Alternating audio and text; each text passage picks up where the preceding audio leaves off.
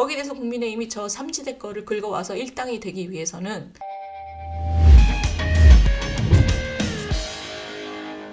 한동훈 비대위원장이 들어온 다음에 굉장히 지금 여론도 살짝 상향을 가고 있습니다. 위쪽으로. 근데 그건 이제 컨벤션 효과잖아요. 처음에 시작할 때 와 하는 효과. 그 컨벤션 효과가 끝난 다음에도 이것을 유지하려면 뭘 해야 되느냐. 여기에 대한 얘기죠. 그래서 지금 현재 어떻게 굴러가느냐. 이게 지금 양쪽 당에 다 부정적인 여론이 굉장히 많다는 겁니다. 여야가 동시에 심판받아야 된다는 의견이 지금 22%다. 이게 뭐냐면 제3지대에 대한 공간입니다. 제3지대 공간인데 보시면 여당은 김건희 특별법이나 저 공천관리위원회 구성 등에서 국민의 기대에 얼마나 부응하고 혁신하느냐. 여기에 이제 앞으로 컨벤션 효과 이후가 달렸고 야당은 이재명 리스크다. 만약에 이재명 대표가 이 선으로 후퇴하고 민주당도 혁신한다면 오히려 민주당이 더 유리해질 수 있다. 이게 지금의 현재의 상황입니다. 근데 제가 지금 말씀드리려고 하는 건 요거예요. 제3지대에 활짝 열려버린 이 22%. 정부 견제론이 53%로 이렇게 높고 이재명 퇴진론도 이렇게 높아서 양쪽 당이 다 싫다 하는 사람들한테 제3당이 굉장히 열렸는데 제3당의 공간이 이거 보세요. 이번 주에 이제 굉장히 빠른 그 진행이 이루어질 것 같습니다. 이낙연 전 대표가 뭐라 그랬냐면 이번 주에 탈당 선언하고 민주당 당원들에게 용서를 구하겠다. 그러면서 정치의 잘못을 알면서 행동하지 않는 것은 악의 편에 서는 것이다. 그러니까 이것도 되게 센 표현이죠, 그죠? 그러니까 자기하고 다른 민주당 지금 이재명 그쪽을 악의 편이라고 표현을 했어요. 어찌됐든 이분은 지금 양당 독점 구도를 깨고 지금 이 제3지대로 가겠다. 이준석 대표하고 연대할 거냐 그랬더니 그 조 자체가 뭔가 의도가 있는 것 같아서 자기는 받아들이기 싫다라고 하면서도 지금은 그 논의를 먼저 꺼낼 단계는 아니다. 그러니까 이번 주 탈당하고 창당 선언을 할 건데 이준석 대표하고 연대할 거냐 그랬더니 그거는 아직 말할 단계는 아니다. 그러니까 마음을 아직 안 정했다는 얘기죠. 정반대로 이준석 대표는 지금 뭐라 그랬냐면 이낙연 대표하고 총선 연대할 거다. 그러면서 뭐라 그랬냐면 연대해서 총선을 치르거나 정당을 합쳐서 지역구에 출마하거나. 자, 이게 지금 만약에 정당을 합쳐서 지역구에 출마하면 이 선거 구도가 매우 고약해집니다. 왜냐하면 이게 당으로 합치면 선거연대도 마찬가지인데 이런 거죠. 서울 지역에 막 1000표, 2000표로 승패가 갈리는데 국민의힘 후보가 센 곳에는 이준석 대표가 책임지고 보수 쪽 사람을 내밀고 저쪽 민주당 후보가 센 쪽은 이낙연 대표가 민주당에서 경쟁력 있는 자기 쪽 사람을 내보내고 이러면서 이 수도권 선거의 구도가 굉장히 고약해지는 거예요. 이게 지금 이분들이 지금 얘기하는 게 보세요. 이 두 분이 합쳐지는 것은 굉장히 걱정이 되는 흐름인데 보시면 어찌됐든 공천 과정부터 서로 이런 식으로 연대를 하거나 당을 합치거나 아니면은 공천 연대를 하거나 그러면서 이낙연 전 총리가 굉장히 고정관념을 깰 정도의 파격이 있을 수 있다. 이러면서 지금 이거는 사실 되게 어떤 의미에서는 아부를 하는 거죠. 지난주 강적들 보셨죠? 거기 보면 그 얘기 나오죠. 노무현 정부 때 청와대 홍보비서관 했던 조모 교수, 조기숙 교수라고 좀 중량급이죠. 노무현 정부 때 비서관을 했으니까 그분이 요 이준석 대표 쪽에서 지금 합류해서 이낙연 대표 쪽과의 지금 협상을 굉장히 열심히 한답니다. 그러니까 이낙연 대표 쪽의 얘기를 따르면 이준석 쪽에서 엄청나게 열심히 연락이 온대요. 그러니까 굉장히 적극적으로 합치자고. 근데 이낙연 이 대표 쪽에서도 거기 찬성하는 분들이 굉장히 많은 모양입니다. 걱정하는 분도 많고 지금 이낙연 대표 입장에서 굉장히 손해보는 이미지상으로. 근데 손해를 봐도 지금 각자 해서는 승산이 안 보이니까 지금 합치는 쪽으로 얘기가 갈 가능성이 굉장히 높다고 합니다. 거기다가 이번 주 9일이면 모레죠. 모레인가요? 내일이네요. 내일 양향자 대표의 북콘서트에 금태섭, 그 다음에 이낙연, 이준석 이런 사람들이 다 모인답니다. 그러니까 이번 주에 이 제3지대에 관한 얘기가 굉장히 많이 진척이 될 것 같아요. 그러면 잘 될 것 같으세요? 어떠세요? 만약에 이준석, 이낙연, 금태섭 이렇게 모이면 이분들이 다 원래 정치적인 지향이 다 다른 분들이잖아요. 특히 이낙연, 이준석이 합치는 것에 대해서는 어떻게 생각하면 저는 굉장히 좀 우스꽝스럽다고 생각합니다. 서로 뭐 공통점이 뭐야 도대체? 왜 저 사람들은 뭘 갖고 뭐를 공통의 지향으로 삼고 당을 합친다는 거야? 이렇게 생각하기 쉽잖아요. 저는 그렇게 생각하는데 근데 이분들이 지금 뭐라 그러냐면 이렇게 얘기하고 있습니다. 양당 독점 구도를 깨고 국민들에게 새로운 희망의 선택지를 드리는 것. 그러니까 자기들이 어떤 공통의 정치적인 지향이 있는지하고 상관없이 양당이 싫은 사람 다 모여, 상식적인 사람 다 모여. 이게 국민들한테 굉장히 매력을 줄 수 있다고 생각하는 거예요. 근데 이게 전혀 근거 없지 않은 게 양당이 너무 싫어라고 얘기하는 분들이 지금 많잖아요. 근데 지금 여기에 대해서 이분들이 두 당을 다 싫어하시고 상식적인 정치를 보고 싶어 하시는 분만으로 우리는 기대서 정치할랍니다. 라고 얘기하는 이 두 사람이 보통 때 같으면 뭐 어떻게 저렇게 해서 당을 만들어? 저렇게 되면 잡탕밖에 더 돼? 되게 우스꽝스러운 잡탕인데? 이렇게 생각하는 게 정상인데 지금 두 당에 대한 거부감이 굉장히 높기 때문에 이 이낙연, 이준석, 금태섭 이 사람들이 빅텐트를 치면 이 잡탕밥의 그 매력이 이 잡탕밥의 폭발력이 어디까지 갈지 잘 모른다는 거죠. 근데 다 거꾸로 얘기하면 지금 국민의힘이 잘하면 국민의힘이 진짜 혁신 잘하면 한동훈 비대위원장이 이걸 잘 끌고 가면 이거를 가져올 수 있는 거죠. 이 제3지대의 가능성을 최소로 축소하고 국민의힘이 이걸 끌고 올 수 있는 거죠. 그럼 그럴 수 있는 길이 뭐냐? 그게 지금 선거 전략이 돼야 되는 거잖아요. 이거 한번 보시겠어요? 지금 이 이준석 대표가 한동훈 비대위원장이 취임사를 한 바로 다음 날 갈비집에서 그 탈당 선언했지 않습니까? 이 갈비집에서 탈당 선언을 할 때 이게 이제 갈비집 뒤에 액자인가 봐요. 근데 어쨌든 갈비집에서 탈당 선언할 때 이분이 뭐라고 그랬냐면 이거 보세요. 대통령 선거가 끝난 지 2년이 다 돼가는데 왜 아직 우리는 양당이 극한 대립, 칼잡이의 아집이 우리 정치를 지배해야 됩니까? 왜 검찰과 경찰이 극한 대립을 해야 되냐? 검찰과 경찰이 주도하는 정치적 결사체 때문에 왜 시대적 과제를 제쳐놓고 극한 대립을 강요받아야 되느냐? 정치는 대중의 삶을 바꾸는 거다. 책임 있는 정치인에게 성원을 보내주십시오. 대한민국은 현재 위기입니다. 자, 이준석 대표가 지금 저 제3지대의 선거 모토를 미리 얘기한 거예요. 정확하게 뭐냐면 첫 번째, 쌈박질만 하는 양대 정당. 두 번째, 미래에 대해서 얘기하지 않는 두 정당. 이 비판을 한 겁니다. 그리고 우리 국민들의 많은 수가 여기 공감을 해요. 왜 저 두 당은 서로 싸우기만 해? 그리고 두 번째, 이렇게 중차대하게 세계가 변하는데 왜 미래에 대해서 얘기를 안 해? 라고 지금 이준석 대표가 막 비난을 했는데 그 비난이 먹히는 부분이 있다는 겁니다. 지금 보시면 지금 먹고 사는 문제가 이렇게 힘든데 세계가 이렇게 빨리 변하는데 저렇게 미중 갈등 속에서 우리 공급망은 어떻고 우리 일자리는 어떻고 우리 노후는 어떻고 굉장히 걱정이 많은데 왜 저 당 둘은 하는 일도 없이 싸움만 해? 이렇게 생각하는 분들이 많다는 거. 이준석 대표가 지금 그걸 파고든 거예요.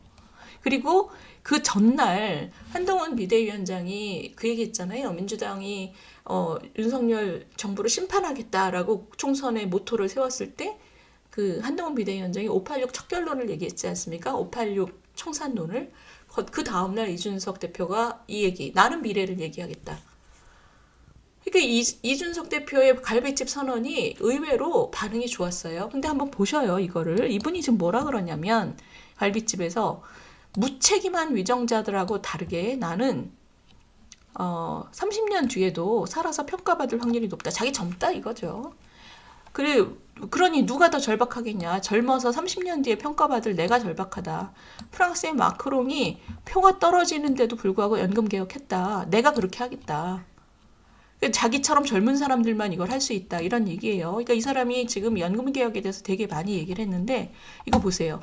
우리 신당은 이 위기를 정확하게 직시하고 당당하게 펴떨어지는 얘기를 하겠다. 대한민국의 중차대한 문제를 솔직하게 다루겠다. 이러면서 이분이 지금 뭐라고 얘기하냐면 국민연금 문제를 다루면 돈 덜 받고 더 받는 방향으로 얘기하는 거지 적립식 국민연금이 부가식으로 전환을 조금씩 준비해야지 이렇게 미봉책만 써서 되냐 이런 얘기를 하고 있어요. 이건 그냥 해열제지 답이 아니다. 그러니까 이 사람이 지금 얘기하는 게 지금까지 얘기했던 거 다 바보들이고 저 양 두 당 특히 윤석열의 국민의힘은 뭐 국민의힘 개혁하지만 다 쓰잘데기 없는 얘기 한 거다. 나만 근본적인 얘기를 할 수 있고 나만 젊기 때문에 마크롱처럼 그러니까 본인을 마크롱하고 지금 대비하잖아요. 마크롱처럼 근본적인 개혁을 할 수 있다. 이런 얘기를 지금 하고 있는 겁니다. 근데 이제 이분이 정말 그런 정도의 진정성이 있느냐 제가 지금 보면 이런 거예요. 이거 보세요.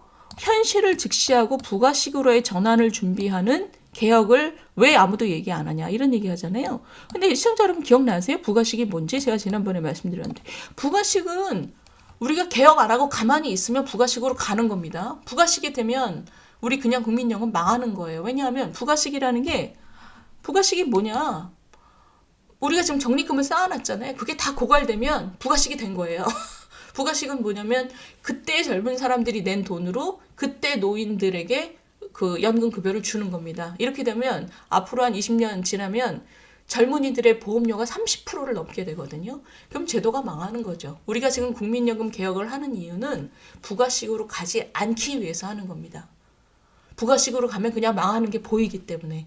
우리가 지금 국민연금을 국민연금 보험료를 올리거나 아니면 큰 구조개혁을 하거나 어느 방향으로든 목표는 부가식으로 가지 않기 위해서 하는 겁니다. 근데 지금 이준석 대표는 이런 기본 구조도 모르고 있어요.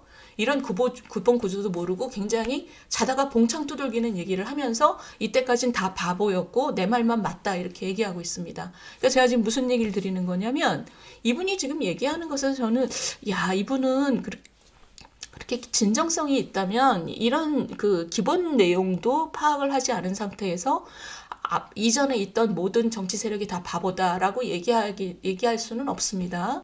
근데 그럼에도 불구하고 이분이 굉장히 미래에 대해서 막 열심히 얘기한다는 이미지를 보였잖아요. 그 이미지가 먹히는 부분이 있다는 겁니다.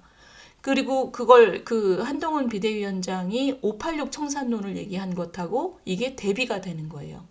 아까 국민의힘이 총선을 잘하기 위해서는 일단 요 특검 관련한 걸 국민들의 부정적인 거를 누그러뜨리고 두 번째 공천 멋있게 하고 그 다음에 세 번째 요 부분 미래에 대한 얘기를 해야 되기 시작하는 거죠. 근데 저는 굉장히 희망적이었던 게 뭐냐면 한동훈 비대위원장이 지난주에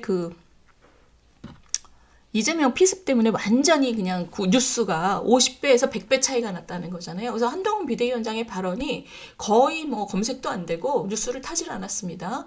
근데 그 와중에도 이분이 가서 한 얘기가 두 가지 중요한 얘기가 있어요. 두 가지 중요한 얘기가 뭐냐면 광주 가서 이 헌법 전문에 5.18 정신 들어가는 거 있잖아요. 이거를 얘기했습니다. 아까 이준석 대표가 거대 양당을 비난하면서 뭐라 그랬냐면 자기네 당은 어떻게 다를 거냐 쌈박질만 하지 않겠다. 그러니까 국민 통합을 얘기한 거잖아요. 국민 통합에다가 그다음에 미래 두 가지를 던진 건데 한동훈 비대위원장이 지금 광주에 가서 뭐라 그랬냐면 이 국민 통합을 강조한 거죠. 5.18 정신이 들어가면 나는 그냥 단순히 찬성한다기보다 굉장히 적극적으로 찬성한다. 5.18 정신이 헌법에 들어가면 헌법이 훨씬 더 풍성해지고 선명해지고 자랑스러워질 것 같다. 그래서 이거를 헌법 전문에 넣으려면 개헌이 필요한데 이 한 위원장은 이 개헌에 대해서도 굉장히 긍정적으로 얘기했어요. 이거는 이때까지 있었던 보수 정치인 중에서 가장 적극적으로 얘기를 한 겁니다. 우리 강성 지지자들은 5.18 정신을 헌법 전문에 넣는 것에 대해서 매우 반대하시는 분들이 있는 걸 제가 압니다만 저는 한동훈 비대위원장이 이 얘기한 것을 굉장히 높게 평가합니다. 이유는 뭐냐? 언제까지 우리가 5.18을 가지고 국민들의 불화의 소재로 사용되는 것을 악용되는 것을 그대로 놔둘 거냐입니다. 5.18 민주화 운동이라는 것을 우리가 국민 화합의 뭔가 기폭제 내지는 기반으로 사용하려면 우리가 과거 몇 번이나 약속했잖아요. 국민의힘이 5.18 정신을 헌법 전문에 넣겠다. 4.19 정신처럼.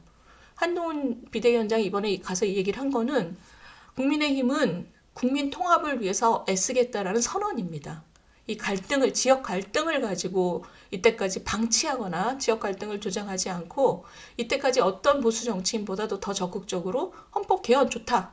이걸 헌법 전문에 넣는 거 좋다. 나는 정말 그냥 찬성하는 정도가 아니라 매우 적극적으로 찬성한다. 라고 이번에 얘기한 것은 저는 이제 중요한 그 국민 통합에 대한 얘기를 하기 시작한 거 굉장히 좋다고 봅니다. 두 번째는 미래에 대한 얘기인데, 미래에 대한 얘기를 이준석 대표가 지금 국민의힘을 지금 깐 게 두 가지잖아요. 통합 얘기 안 하고 서로 쌈박질만 한다. 두 번째, 어려운 얘기, 미래에 대한 얘기 안 한다. 이 얘기잖아요. 너네끼리 척결을 하건 청산을 하건 우리 제3지대는 진짜 현안에 대해서 얘기하겠다 이거잖아요. 민생에 대해서, 미래에 대해서. 근데 이 한동훈 비대위원장이 지난주에, 그러니까 한동훈 비대위원장이 굉장히 머리가 좋은 게 이준석 대표가 그렇게 비판한 포인트를 금방금방 자기 얘기에 집어넣고 있어요. 이분이 지금 대전 가서 1월 2일 날 대전에 가서 이 얘기를 했습니다. 총선 어젠다 중에 하나로 이 불합리한 격차를 해소하겠다.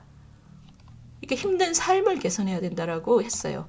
그러면서 경기도는 서울로 출퇴근 통학 고통스러운 거 해야 되고, 그 해결해야 되고, 대전, 부산 뮤지컬 하나 보려고 서울 가야 되는 이 문화 격차. 미래로 가는 걸림돌이다, 이 갈등이. 이런 격차 때문에. 그래서 개별 동료 시민들의 삶을 돌봐야 된다. 이거를 이분이 이제 자기 취임사에서는 586 청산론을 세게 얘기하면서 비난을 좀 받았습니다. 왜 서로 싸움박질만 하냐. 했더니 이거를 굉장히 빠르게 이제 스토리를 만들어 가고 있는 거죠. 지금 총선의 스토리를. 총선의 스토리에 되게 중요한 거 두 가지. 통합과 미래. 이 두 가지를 던졌습니다.